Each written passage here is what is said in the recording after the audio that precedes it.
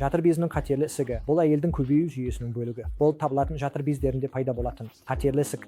Екі жатыр безі бар, сол жақ және оң жақ жатыр бездері. Және қатерлі ісік кез келген жатыр безінде пайда болуы мүмкін. Жатыр безінің қатерлі ісігінің ең жиі кездесетін себептері нақты белгілі емес, бірақ олар көбінесе орта жастағы немесе егде жастағы семіздікке шалдыққан, физикалық белсенділігі аз әйелдерде жиі кездеседі.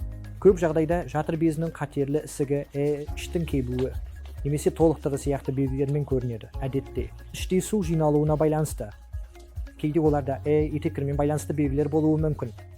Менопаузадан кейінгі қан кету сияқты. Бұл өте сирек кездеседі.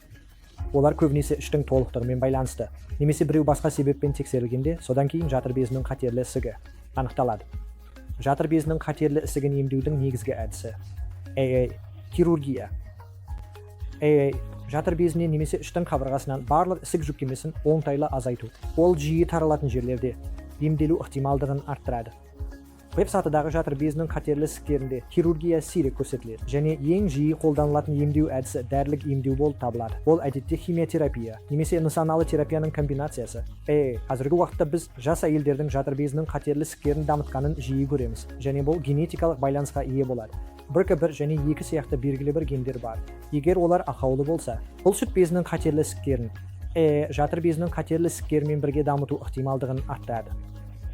Сондықтан егер адамдарда сүт безінің немесе жатыр безінің қатерлі ісіктерінің тарихы болса, олар БРК генін тексеріп, бұл қатерлі ісіктерді әлдеқайда ертерек анықтауы керек. Олар таралғаннан кейін емес.